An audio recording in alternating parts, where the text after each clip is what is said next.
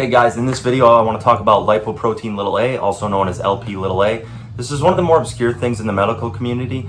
Like, you're really not going to get this checked on blood work. Most physicians will never check this. You'd have to ask for it, request it. But lipoprotein a is basically an LDL cholesterol. So LDL we know is the bad cholesterol, HDL is the good cholesterol. We know that LDL tends to be more important than HDL. So if your LDL is very high, that's worse than if your HDL is low, if that makes sense. So LDL, again, bad cholesterol, HDL, good cholesterol. Lipoprotein a is an LDL cholesterol that has a fishtail on it. And the purpose of lipoprotein a is basically to repair the arterial walls. That's what its genetic purpose is for. It patches up the arterial walls when your body's in any state of atherosclerosis. It's hard to say that. So it's patching up the arterial walls and just basically helping keep those from developing the holes in them. Or when the holes develop in them, it patches that up. That's what its genetic purpose is for. The only problem is lipoprotein a is also associated with a much higher risk of heart attacks, heart disease, and all this sort of stuff. Even congenital heart defects. There's all these things where we see a high Lp(a) level, and it ties into all that.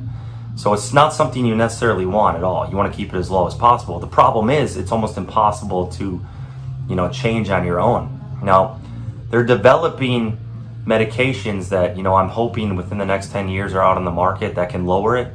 But right now, there's very little bodies of evidence as far as anything you can do to lower it. So what's interesting too about it is you could have a very low LDL level, but a super high lipoprotein a level. And I'll show you proof of this.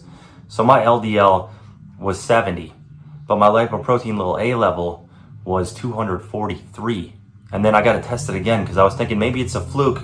Maybe it got elevated after I had COVID and after I had the flu. Maybe that's what elevated it. But I got it checked again. It was 240. Now, typically you want this to be below 20, but again, it's very dependent on your genetics. And what's also interesting as far as the genetic thing, let me talk about this. So I have the ApoE4 gene. I have one copy of that allele, which is where you're prone to heart disease, heart attacks, and Alzheimer's. So it increases your risk of developing those by about 33%. Now, if you have two copies of the ApoE4 gene, it increases your chances of developing Alzheimer's by about 60%. So that's really bad. And Alzheimer's does run in my family. But the ApoE4 gene, again, ties into heart disease and all that sort of thing. It was a gene that originally developed basically when we were our very early ancestors so they could eat meat without getting sick. So they could eat raw meat and they wouldn't get food poisoning, basically. That's what it developed for. But now it's bad, you don't want it. Increases your chances of heart attacks, heart disease, Alzheimer's. But there is another gene that ties to the lipoprotein a gene. So I'm going to look at this here. It is the synapse. If you want to look this up, I know that this is probably over a lot of people's heads. The SNP. Look up the SNP if you've had your 23andMe checked, your Ancestry.com. It's RS3798220. So RS3798220. If you have two copies of the C allele, you're at a higher risk for high lipoprotein a levels. But what's interesting here is I have two copies of the T allele, which is protective, and yet my lipoprotein a level is still through the roof. So even with that doesn't necessarily clear you. And this is something you might want to check once on a blood test. It's not something you have to check repeatedly because basically most of the time I would say if you check it once or twice, that's your baseline level. It's not going to change much. So I also tried experimenting with niacin supplementation, just 500 milligrams, and it was not sustained release, but that didn't lower it at all. And there's a couple other things they say can lower it. So the things that they say possibly could lower it are ezetimibe, which ezetimibe basically blocks the absorption of dietary cholesterol in the intestines, whereas a statin blocks the absorption of dietary cholesterol in the liver. So I take rosuvastatin 10 milligrams twice a week. I may bump it every other day. And I know people are, put off by statins, but if you take statins every other day or, some of the milder statins, you won't get all the side effects that you would on like a Lipitor, which is atorvastatin. So atorvastatin, Lipitor is very harsh. It's the strongest statin. That's what they put you on if you've had a heart attack or anything like that. But rosuvastatin, I heard about this from Leo. It's not so bad. It's just, I've been taking it, twice a week. I was taking it once a week before. And it's really helped lower my LDL levels because they're genetically high due to all these bad genes that I was born with from my German and Polish ancestry. But that this rosuvastatin, even if your LDL is bottomed out, will not touch your lipoprotein.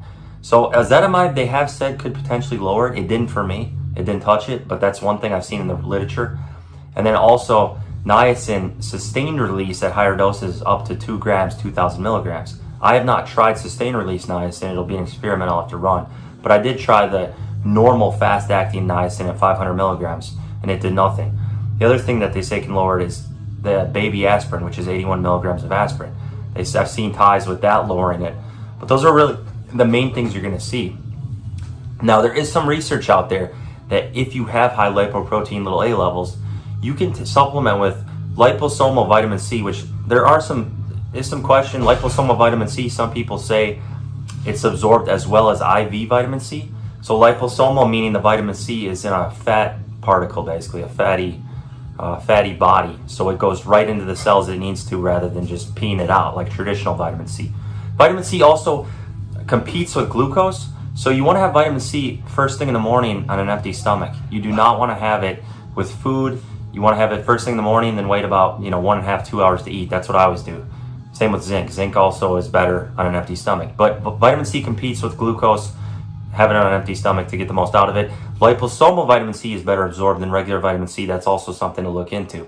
So you don't have to do IV or anything, but I do 1,000 milligrams a day of liposomal vitamin C, and that strengthens the arteries. It widens them. It makes them stronger. It reverses/prevents atherosclerosis. I really can't say that word. So vitamin C is one thing you can use to kind of fight against Lp(a), because it'll repair the arteries, make them stronger, and there will be less need for the Lp(a) to come into action, repairing the arterial walls. Does that make sense?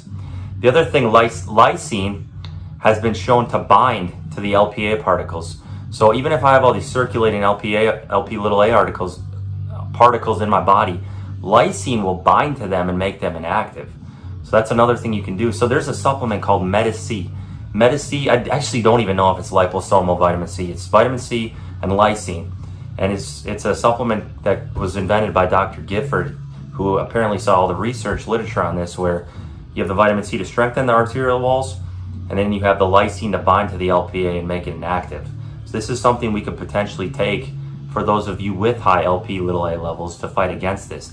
Now, I'm hoping they still come out with a medication in the future on it, but for now, there's not a whole lot we can do to actually lower the levels. And I will try a sustained niacin experiment at some point, but I just want to get this out there. It's something to check.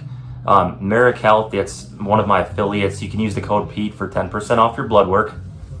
What I like about Merrick is you can do custom labs. You can literally pick and choose exactly what you want to have checked. The prices are fair. It's good stuff. Lipoprotein a on there, I think, is like $26 if you want to check it. So that's not too expensive if you want to see where you're at and see if it's a problem for you. But I appreciate you guys watching the videos. I'll keep some of these videos coming out like this. I'm going to keep posting my lifting 10 weeks out from the meet. If you're interested in coaching, shoot me an email at prstrength1@gmail.com.